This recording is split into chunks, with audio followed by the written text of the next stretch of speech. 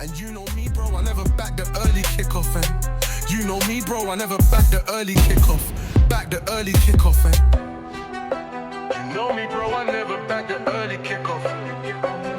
Finesse like. What's going on, people? Welcome to Never Back the Early Kickoff episode 17, the podcast that keeps you one step ahead of the bookies while having a proper laugh doing it. No filters, no nonsense, just solid picks, proper chat, and a weekly reminder that backing the early kickoff does ruin lives. My name is Leon, and I have a sixth sense for picking players to be carded in play. And I'm Josh, and I love an ACCA more than life itself. So come on, let's get straight into it. Man City United, I did not see that happening. I thought City would dominate, and I thought if United had a chance, it would be a smash and grab job. But was I wrong? Matt, you were wrong, and that's not the only thing you were wrong about. Michael Carrick watched the podcast last week, and he saw you say that Aston Villa are a better team than Man United on the pitch. And Michael Carrick was like, I'm not having this. Who does this guy think he is? He's chatting absolute macca, chatting absolute nonsense, chatting absolute wham. And he was like, nah, that's not how we operate. So he had to put Man City and Pep Guardiola to the sword just to prove how stupid your comments were last week. But to be fair though, like I just did not see United playing like that. I mean, City have got a few injuries, but I didn't see United just absolutely bopping them off the park like that. Yeah, absolute domination as well. And how many goals offside? Well, this late. I think they had 3. That is embarrassing as well. 3, and 2 of them were proper marginal. Like 2 of them that I thought, I'm not sure if these are offside, but it was absolute domination. It's kind of worrying, mate, because I thought United were just going to die this season. If they knock out performances like that till the end of the season with no Europe, no FA Cup, no League Cup, just one game a week, they could put a Champions League run together quite easily. We think. Well, we'll see the next game because you always get up for the City game, don't they? Especially at Old Trafford. So we'll see what happens when you've got Burnley away or the lesser teams. Well, they've got Arsenal at the Emirates next. So my thing is, like, if they go to the Emirates and put up a good showing there, then yeah, they could be a problem. Because the thing is, like, I've never thought they've got a bad team. You look at their players like individually, and I know they get a lot of slack, but like some of Bruno Fernandes. I don't like Bruno Fernandes, but Bruno Fernandes does well for them at times. Like Casemiro, his legs have gone, but he's still got a little bit about him. Like Kobbie Mainoo's a good player. Amad Diallo's a good player. Brian Mbeumo's a good player. Cunha's a good player. Like the keeper's half decent. Like for a young keeper, like they're not a terrible team. So the back line has just always had question marks. And obviously, it was a system that Amorim was playing was just awful and just didn't. Yeah, because I think as a manager, what you got to do is you've got to set up your team to like maximise strengths and hide weaknesses. Whereas I think Amorim set the team up and it like maximised weaknesses and hid strengths. Because as much as I don't like Bruno Fernandes, he's a creative player. You can't have him sat there in a 2-man midfield playing next to someone who's got no legs. It just doesn't make sense. Yeah. He shouldn't be that deep anyway. No. And the thing with like Carrick coming in is they've got that what's his name now, Steve Holland, who basically was the England manager because Gareth Southgate was just a mouthpiece. Gareth Southgate did none of that. Did nothing for England in terms of like when he's setting up the team. That was all Steve Holland. So he's got a decent CV as an assistant. So I think that Man United are going to be a problem. But we'll have to, like you said, mate. Anyone can put in one good one-off performance. It's about consistency. So we'll see. Yeah. We'll see. But other games over the weekend. Oh God, AFCON. Liverpool. What? Let's go to AFCON. No. We'll do the Prem, mate, and we'll do AFCON after, mate. Because I need to just put AFCON in a separate box. Let me do the Prem stuff first, because I'm just going to fall off when we get to AFCON. Liverpool at home. Died at Burnley. Died, mate. Died, and everyone's ACCA across the nation went down with it because. Mate, do you know what's funny, right? I've been in last man standing and like loads of last man standing, and they all started this week. Had Liverpool on a couple of them, and well, just because there's that many upsets, I went out on every last man standing, even though I had like 4 different teams this week. Like in one of them, it was like 70 people to start with. There's 2 people left after this weekend. Oh. First weekend as well. Imagine being in that last man standing and then picking like it's one of the teams that won. Like that's mad. Yeah, because I think that many people just had Liverpool. Like I think like 70% would have had Liverpool. Yeah, and I imagine some would have had Arsenal as well, maybe like Yeah, because they're playing. I had Liverpool, Arsenal, Villa. Stinker. Mate, it was an absolute. It was a horrible weekend for bets. I mean, we'll come to that in a bit, but Liverpool dying against Burnley was just minging. They missed a penalty. I think their XG was about nearly 4. It was a joke. But you bring us nicely on to Villa. What happened? Title charge FC. I don't know, mate. Just think one our day, was it? Weren't your day? You had an injury and AFCON hit Everton team, and you couldn't even do anything against them. Well, we dominated most of the game. I don't think you did. I watched that game. Everton rattled the post after. Everton hit the post in the quickest time in Premier League history. 11 seconds. They had more. I think they had more attempts on goal. The thing was, Villa, you're a one-man team, and he just happened to have an off day. He had a few chances. He knocks over the bar. You're a one-man team. If Morgan Rogers doesn't give you an 8 out of 10, that's what's going to happen. Yeah. Well, we've obviously struggled with a couple of injuries, a couple of main players. Obviously, McGinn going off, and then bring Gessan on, who I think he's a terrible player. He's awful. He hit the crossbar, but yeah, obviously Rogers had a couple of half chances, but like you said, it just wasn't our day, and then the goal was just calamitous. Yeah, it was like Dumb and Dumber with Martinez and Pau Torres. Like, I don't know what Pau Torres was doing, and how Martinez hasn't caught that is just beyond me. Like, I think that's Barry's first Prem goal of the season. We're like 22 games in. I swear he's not scored. He's definitely scored since before. I'm sure he has. He scored a Prem goal. I'm going to look it up right this second. Because I swear that's his first goal in the Prem. I thought he was on 2, but I may be wrong. And if that is his first goal, then that's going to make me really, really happy. Oh no. It was a tidy little finish, but he was just the whole calamitous of the whole thing. Yeah, he's got 4 goals to be fair to him. But it was a poor goal. It was a poor. I think the thing that I enjoyed most about the Villa game, it wasn't even the 90 minutes. It wasn't even Jack Grealish getting booed and then leaving Villa Park with the win. The most satisfying thing about that Villa Everton game was Unai Emery's post-match interview or press conference, or whatever you want to call it, because his head is in the dustbin. He's done with Villa. He's done. He's gonna jump ship the first opportunity he gets. You can see he's done, mate. He's out. For him to sit, you're 9 points clear of like 4th place, and he's literally turned around and go, "We're not a top 5 team." Make it make sense. Like you would say, the math ain't mathing. Just taking off the pressure off the team, innit? Mourinho's been doing that for years. Mourinho will be 10 points ahead of the fucking the league and be like, "Oh no, we're just fighting for 2nd place." I don't think it's to this extent though. Like you say, taking the pressure off the players. Like if Villa don't finish in the top 5, this is a failure of a season. No, it is. It's that bad if you don't finish in top 5. So he can sit there and go, "Well, we're not a top 5 team all he wants," but ultimately he's got to finish in that top 5. And I don't think it helps Daniel Marlin being farmed off to Roma. I don't understand that. He's just been shipped off to Roma. We've got no one in. We've got some youngster in from Brazil that's injured. Shipped Marlin off. And John McGinn went down, and John McGinn's a durable player. So him going off, that's going to be at least 4 to 6 weeks. Yeah. That's not going to be a little niggle. Kamara being out, that's another big one. Yeah, Bogard played centre mid, and he was crap. Yeah, he's not the ideal one. But again, Onana missing as well. That's another big player that's missed. Like he was just starting to hit some really good form. Yeah, and I think you're going to be in the same boat as Newcastle, where like playing Prem in Europe now, playing 2 games a week now for the next like 4 to 5 weeks. I think your squad's just going to get ravaged. Like if Morgan Rogers goes down for you, God help you. Yeah, that's all I'm going to say. Obviously, the Watkins conundrum, like he's kind of obviously gone through a couple of spouts of scoring like a couple of goals, but he's our very striker. Yeah.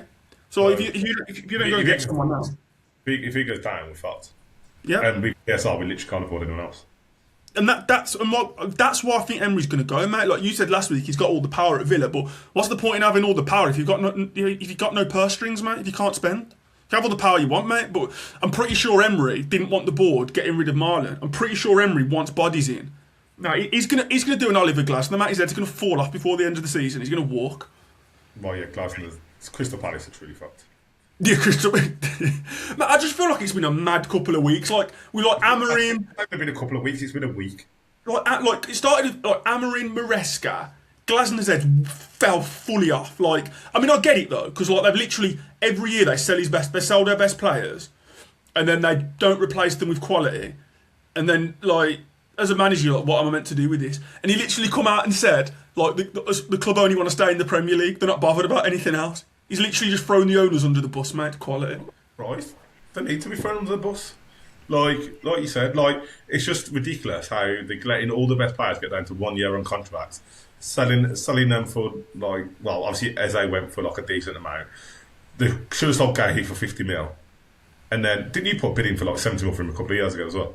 And it was like, no. I think it was around 60 something million. Yeah, Liverpool put a bid on transfer deadline day, which I don't understand why they waited till the last minute to do it, which fell through. Then it's like, oh, just go after City in January for 20 mil, and then we're not going to replace him. We just work with what you got.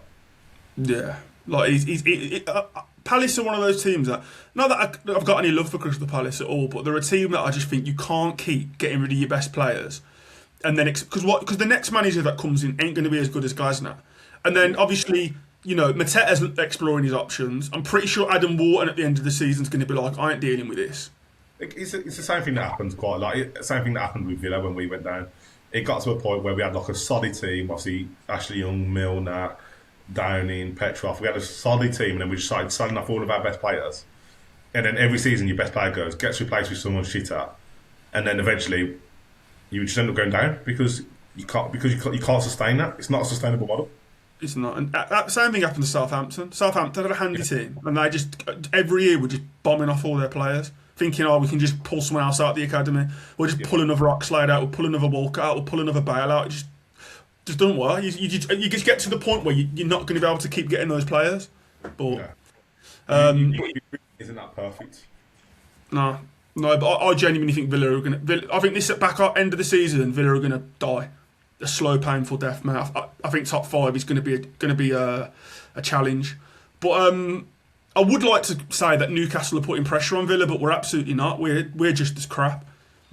that game against Wolves was up there for one of the worst 90 minutes of football I've ever watched in my life. It was just two teams with no idea between them. It was awful. It was awful. We were just loading balls into the box, and Walter Marder, he frustrates me. I like him, but he frustrates me because I think, how can you be that size and not be like aggressive in the air? Like he plays like he's a little technician. It's like, mate, you're like 6'4". Go get your head on something. Like, it's frustrating. It reminds me a bit like Lukaku. Not is in the touch. Obviously, Lukaku's first touch was like a brick wall, mate. Just bounce off him. But Marder's touch is silky. But like for his size and that, you want him to be like Drogba. Like, use your size. Go get on the end of something. Yeah. But that's all you're asking for, is just to dominate. Yeah, like just use your size. He's one of them players that doesn't know how to use his size. It's frustrating.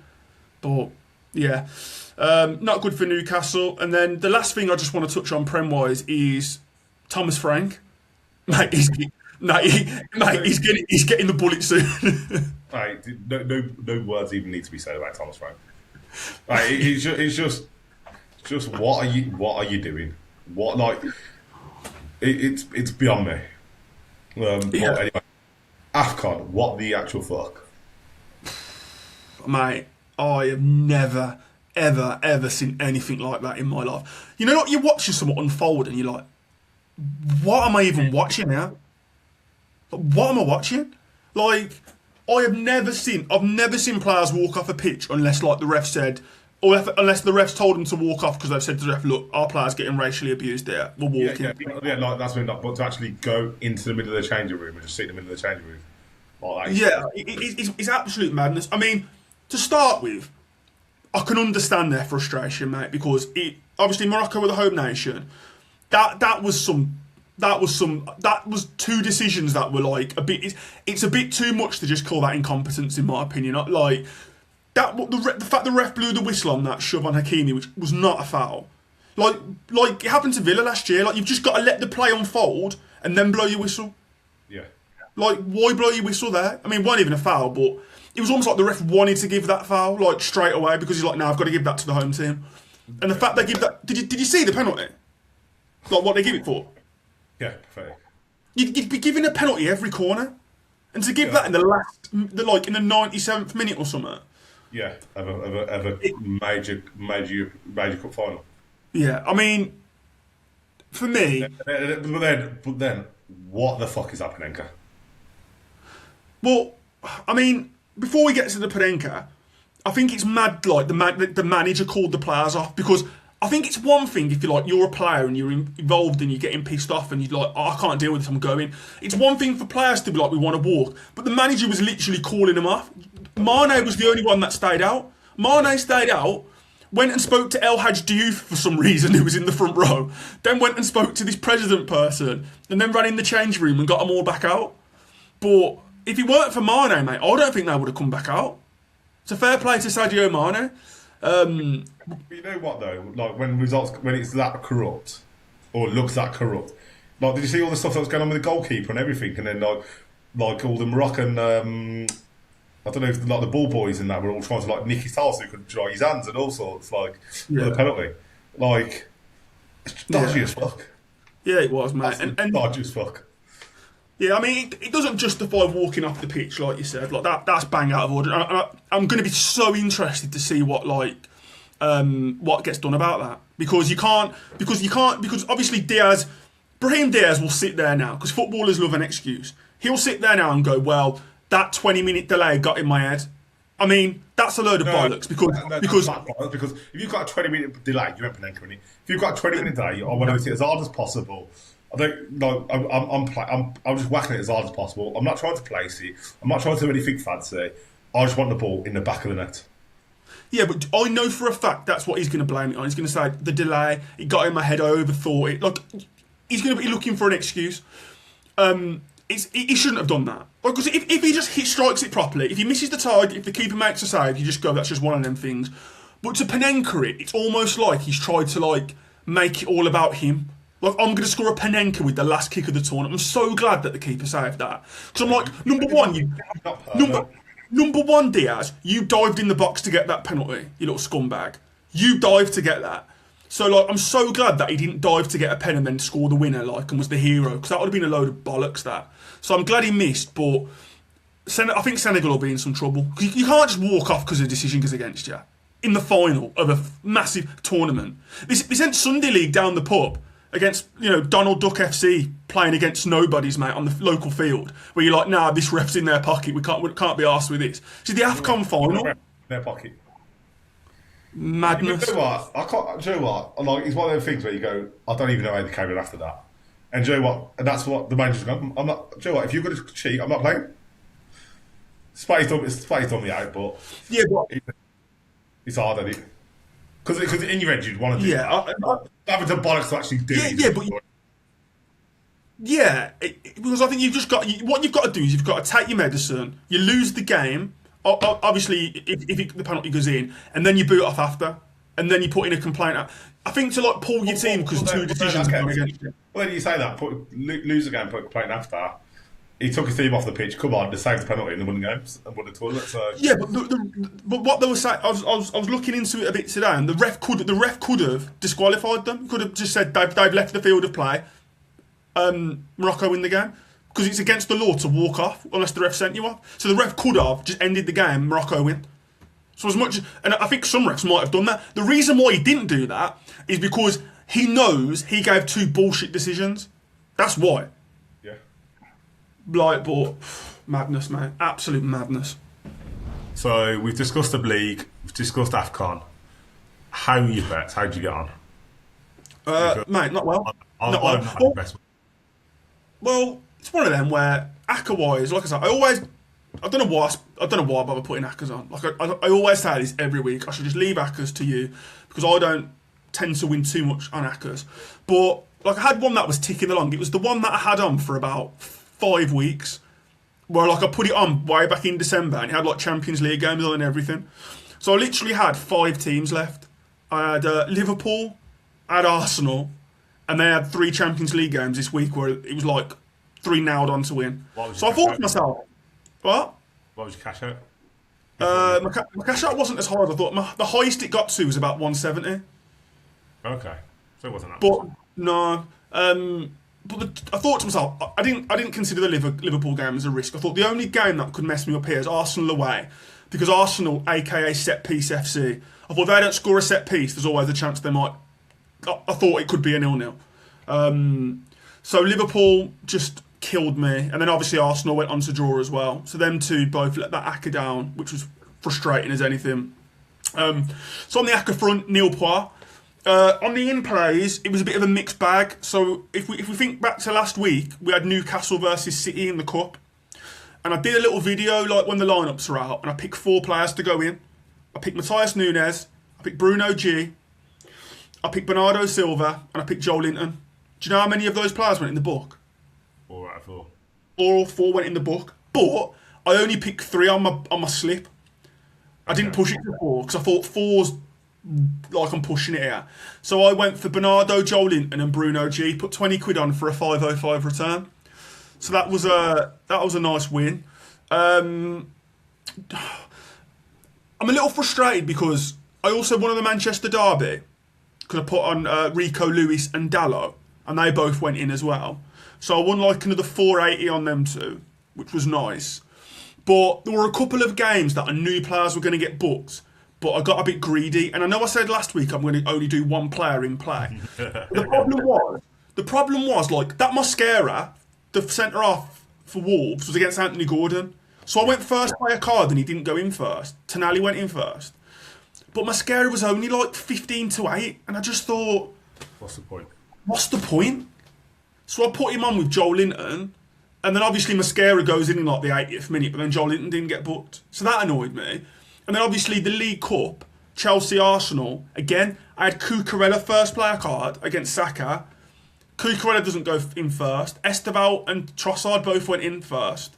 Well, Esteval went in first technically for doing the card gesture, and then Trossard got booked. But then Cucurella went in third. So obviously I didn't have Cucurella because I thought there's no point in just putting Cucurella on, because I think he was like 12 to 5 or something. So I was like, I'd have to put on like so much to make it worth it. So I thought I'd just keep an eye on it, and then bang, first foul, he goes in. So there was a couple that I knew were going to go in, but just didn't have them on, which was frustrating. So had my 2 wins, which I've spoken about, a few disappointments, and the last disappointment was the Villa game yesterday. Because I had Bogard, I had Gardner, and I had Matty Cash. Bogard got booked, Garner got booked, He should and have then been Matty. So frustrating. Matty Cash done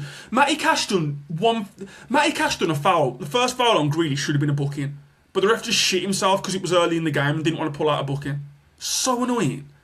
And so like Cash, Bogard, and Garner would have returned me 800 quid. And the annoying thing was, Matty Cash squared up to someone right at the end, and like went head to head with a player, but because it was like in injury time, the ref just let it go. So, all in all, mate, over the last week, I'm up around 540. So that's a solid week, but you know those weeks where you're like, it could have been so much more. Yeah, it could have been. One of them. Yeah, that was me anyway. What about you? How was life on your side of the fence? Been comical, to be honest. It's been absolutely fucking comical. You know, like sometimes where it's just fucking against you. So Yeah. Go back to the Chelsea Arsenal day of Chelsea Arsenal. I'd done a little double the night before and got up to 40 quid on a little roller, and then I went on to put a 40 quid. Well, it was like £39.56 or something like 44. And then I put on a little bet builder, like containing like teams and all sorts of random stuff from that Tuesday night. No, sorry, Wednesday. Was that Wednesday? No, Thursday night that was. And that was to return £1,000. And then I had Inter, and then the big one that fucked me over was Real Madrid against the team in the second division. That game was absolute comical. Oh my God. Comical at the highest level. Did you see it? Oh my! No, I didn't see it, but I didn't even consider having them on because I think the odds were more than 1 to 10. So I was like, I'm not even bothering with that. Well, when I put them on, they were where's it gone? I think it was like 2 to 7 or something like that. No, How long was that into the game? 3 to 10. It was before the game. Before? Yeah, I got 3 to 10. I did. How? don't know. I just put it on before because I put on a bet builder. It would have been just before the game because I put I've done a bet builder for the Chelsea game because I've done Cucurella to do 2 fouls, Saka to win 2 fouls, and Cucurella to win the foul, and that all came in. Then I had Inter, Madrid, Celtic, Hearts. They got a man sent off in the first 20 minutes and then won 2-0. I had a player to a foul in Nigeria, Morocco, Bright Asayo Samuel, the one that plays for Birmingham City. And was he against Abdi Ezazuli? Yeah. I just had him to a foul. It was 1-4 to a foul. And then the Bayern game, I had Bayern -1, which they won 3-1, but I also had Bayern to win at half-time, full-time. So that killed me, but that would have been for well over £1,000. So there was a Bayern half-time, full-time against Cologne, and then obviously the Madrid game, which was just an absolute joke. I can't believe they lost to Albacete. That is absolute madness. Yeah. That is madness. So then when that happened, when Munich went down, I think one of the other games had already started going down. I put on the in play one as well, and so I had Arsenal when they were 1-0 up, Celtic to win, Bayern to win when they were 1-0 down, Madrid to win at 2-5 in play, and Inter to win. That was all in play, and then I got some half decent odds. I think it was 7-1 or something like that. No, sorry, it was 6-1, so I got 70 quid. Would have got a 70 quid return off that. Obviously, Arsenal winning, Celtic were 0-0, Bayern were losing, Real Madrid were drawing at that point, and Inter were drawing. So an in play, but then obviously the Madrid game completely just done me, didn't it? Done me dirty. So I still can't. The thing with Madrid is I'm a bit off Madrid at the minute. There's too many egos in They're playing a second division team. I get that. Second division. I know Mbappe didn't play. Vinny and Bellingham didn't play. Vinny started, I think. And so it's okay, there should be a team in the second division. Come on. They should. They're in disarray at the moment, though. Yeah, that's all over the place. You think any of their top players are going to listen to Alvaro Arbeloa? Do you think Vinny, Mbappe, Bellingham, and any of their top players are going to listen to anything he says? No, exactly. Yeah, I think they're going to be again they're going to need a proper manager, but. And then moving on to Friday, like I said last week, I want to start doing a bit more kind of smaller folds. So I've done a 4-fold, which would have to build me up for the weekend. So I had Atalanta, PSG, Sporting, and Bruges. Bruges were winning. I'm sure they were 2-0 up at one point, but you don't get the early payout in Belgium, and then they lost or drew. Sporting won, PSG won comfortably, and Atalanta, they scored in the 82nd minute, and then Pisa equalised 3 minutes later. Oh. I didn't even realise Bruges didn't even win the game because last time I looked, they were 2-0 up, and then because Atlanta went down, I didn't never check back again. And then moving on to the weekend, Liverpool and Galatasaray. Oh, did Galatasaray not win? Yeah, they drew 1-1 as well. Oh, I meant to have Galatasaray on my acca and I was pissed off that I left them off. Yeah, they drew 1-1. They were 19-100 or something like that when I put If Galatasaray they were playing some mid-table no team at all. Exactly, and then I had City on one of my accas as well. So City. Oh no! I told you last week. I said they're an early kick-off. I said do not put City on, and you went and done it anyway. Do not back the early kick-off. Told you not to have City. But yeah, Galatasaray and Liverpool were they just completely shafted me royally. Oh well, this is the game we play. Well, this is literally what we were talking about last weekend. You can't trust Madrid. Liverpool, Nope. You can't trust. Nope. I had Arsenal another one as well. I had Arsenal a bit more consistent, but Liverpool you can't trust. City you can't trust. Madrid you can't trust. Exactly what we said last week. Nope. So how many bets did you place? 1, 2, 3, 4, 8, 5, 6. Oh, and then yesterday in the Villa Everton game, I've done a bet builder, and I got 25-1 with Villa but I had Villa to win, so then that obviously didn't win. For a 25-1. Painful. So I'm going to say you had between 7 to 10 bets on last week. Not 7. It's definitely about 8 to 10, 9, 10. Oh. And well, the only way is up from there, mate. Yeah, exactly. And then we move into. So obviously it's a Champions League this week, and obviously there's full set of fixtures next weekend. So what games are you thinking to look at? Mate, Champions League's back. European football is back, and this is what I like. I love when I've got the midweek fixtures and they're like top tier European games, and then the Prem on the weekend. It's lovely stuff. So Champions League is quite interesting because usually I look for like the Champions League games where it's like, you know, bit of a heavyweight clash where there's going to be quite a competitive game. But this week there's a lot of games where it's like strong teams versus poor teams. Like Chelsea are playing Paphos, like Bayern are playing Union St-Gillian, whatever they're called. Barca are playing Sparta Prague. There's a lot of like good teams v poor teams. So what I'm going to do this week is I'm going to wait until lineups drop. So I'm going to do a video for the Tuesday evening games and the Wednesday. Once I've seen the lineups and how seriously the good teams are taking the minnows, because I need to, you know, see like who's lining up, who's matching up with who, before I want to commit to any predictions. The one game that I would say, the one player to get booked that I'm quite confident on would be Bastoni. So Inter v Arsenal at the San Siro. Saka will likely start because Noni Madueke started against Forest. So that means Saka's going to start the next game. Inter play their 3-5-2, which is always annoying when you're trying to pick players to be booked. But I do think Bastoni will be lining up against Saka.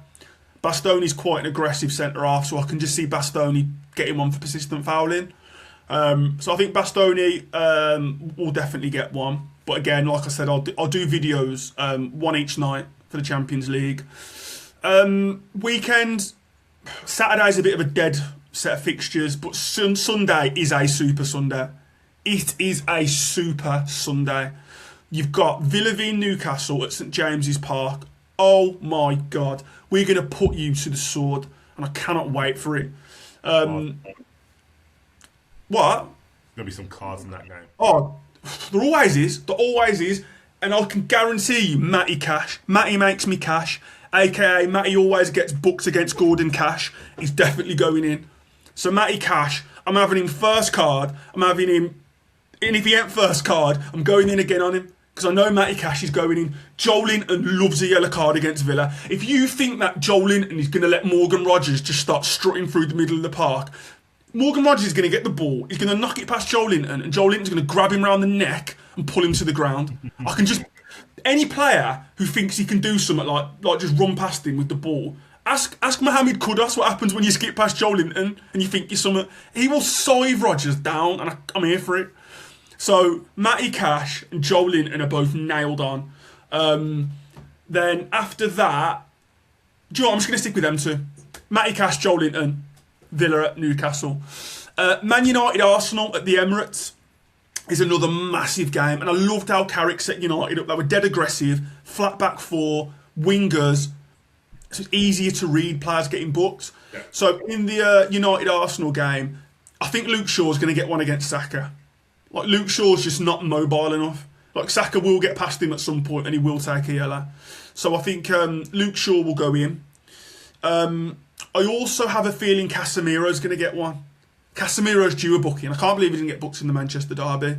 So I think Casemiro's going to get one as well. And for Arsenal, I've got a feeling Ben White's going to get one. If Ben White plays right back against Dorgu, Dorgu's really good at drawing fouls. He doesn't take a lot to knock him over. He loves hitting the deck. So I think Ben White is a good one as well. And then outside pick, and you know I love this player for a late booking, Gabriel Jesus. In a big game, Jesus will just take a stupid one. Like time wasting, kicking the ball away, a dive, mouthing off. So Gabby Jesus as a late in play is worth a shout as well. So that would be my pick for those games. When we're looking around Europe as well, one fixture just to be mindful of is Villarreal against Real Madrid. There were quite a few cards when they met at the Bernabeu. So Madrid are away at Villarreal. It's going to be a tough game for Madrid. I think Villarreal are going to beat them, to be honest. But Villarreal have a right winger called Buchanan who gets fouled a lot. And that Karius, who plays left back for Madrid, dead rash. So I think Karius will get one against Buchanan. I also think Bellingham's due one as well, and I think this is the sort of game away from home, tough game. I think Jude could get one as well, and then Pedraza, the left back from Villarreal, I think he's going to go in. Whether he's against Gula, whether he's against that. What's the Argentinian lad, the young one? Mascaro or something like that. It's like Master.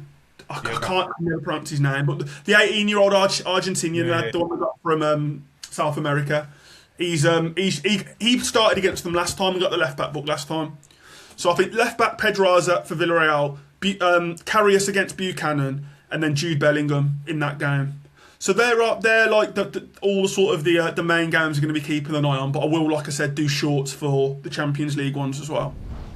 Cool. Yeah. So from an ACCA point of view, from a midweek, I'm looking at City away to Bodo Glimt, Watford at home in the Championship to Pompey, Bayern, Chelsea and Barca.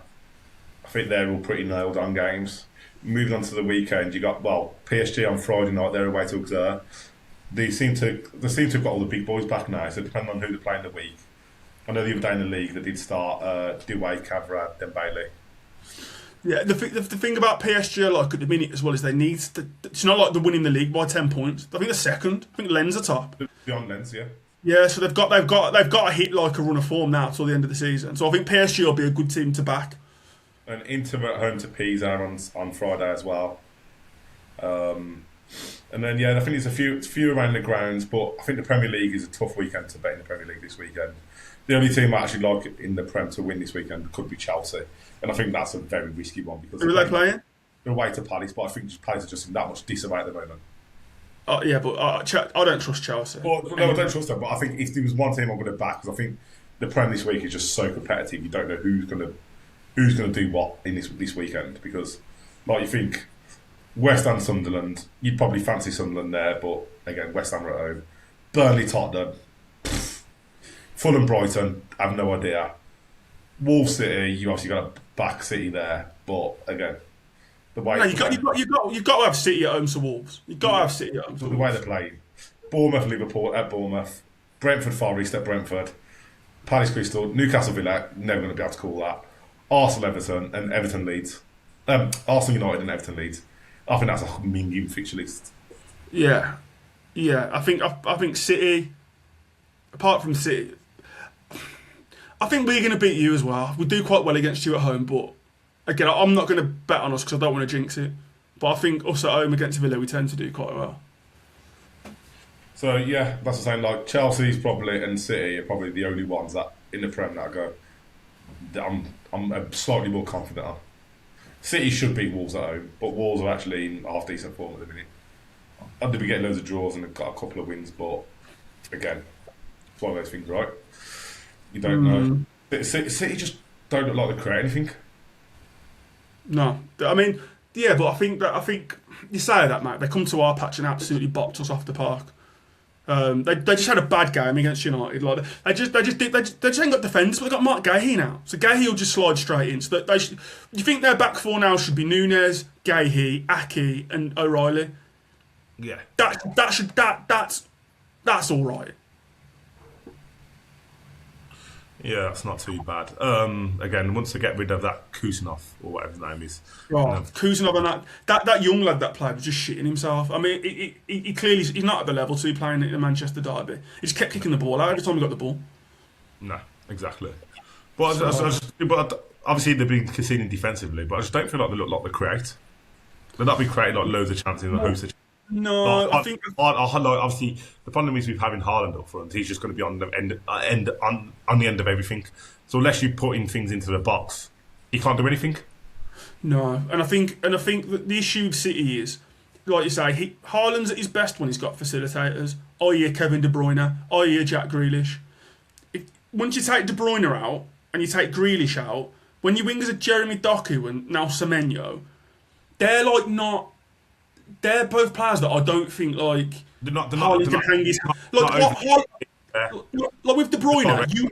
You know with De Bruyne, he's going to overlap and start spamming crosses in, or he's going to get it and he's going to fire crosses in of high quality. Jack Grealish, he's just going to like slowly run towards his fullback, cut back, and then like dink a crossing, or get to the byline and dink a crossing. With Semenyo and Doku, like you just don't know what they're going to do. Good, they're both good players. I mean, Doku, we need to have a conversation about him another day because he's only got 1 goal in about 20 starts. And for a City-wide man, that's disgusting. But that was against when he scored that worldie against Liverpool. yeah, he's got 1 goal and 4 assists, which is poor. But yeah, I agree with you, mate. I think Haaland's gonna, with Semenyo and Doku on the wings, I think he's gonna struggle. I mean, I quite like the look of Cherky, but he looks a bit like a passenger sort of player, where like when he's on, he's gonna be class, but then he's gonna have days where he just does nothing. No, exactly. As usual, guys, thanks for watching. Don't forget to like, comment, and share.